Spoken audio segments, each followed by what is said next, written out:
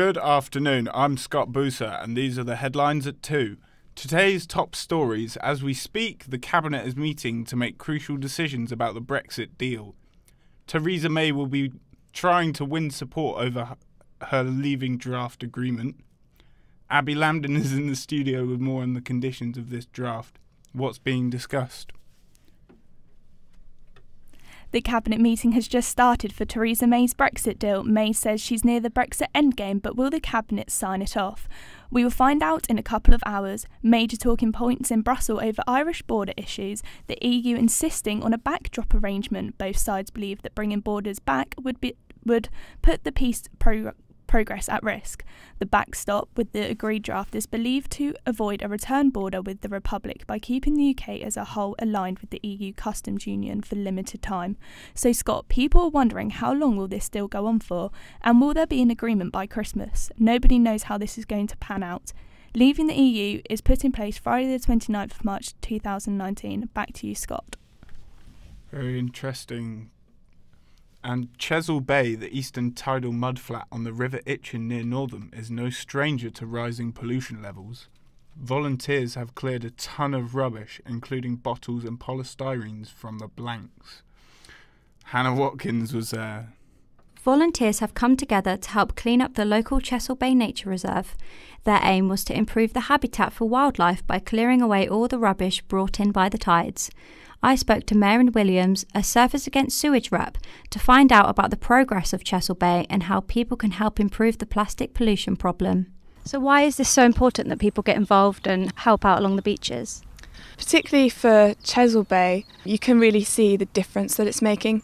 In 2017, the combined litter that we collected from the beach was about 1.51 tonnes, and today we'll probably get about half of that. It might be more, because we have so many volunteers this year, and that's grown exponentially. So it's brilliant to see so many people down here and raising awareness of the issue.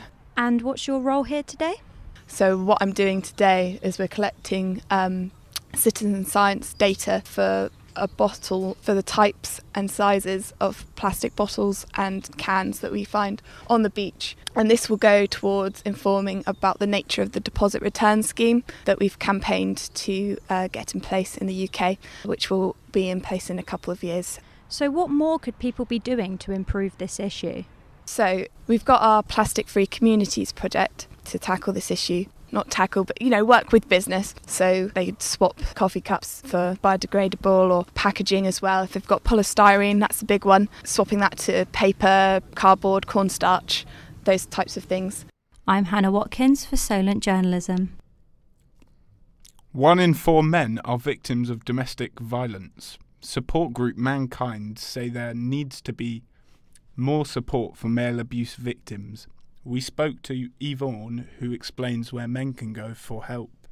There are 2 male-specific charities. One is called Mankind, that's a national charity. And there's also one called Respect, that's a national charity. As our organisation, Southern Domestic Abuse Service, we work right across the lower half of Hampshire, and we actively support male victims of domestic abuse in exactly the same way as we would females.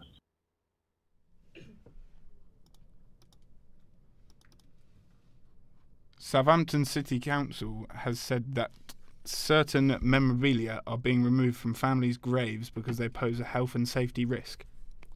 Joanna Morinda's son is buried at Hollybrook Cemetery and told us how she has been affected. Sorry, we're missing the sound on that. Train strikes have been delaying passengers on the Southern Circuit due to a row over the role of guards.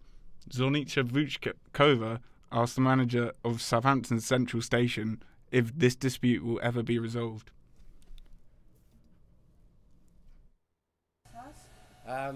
That's difficult to say because we haven't come to any conclusions.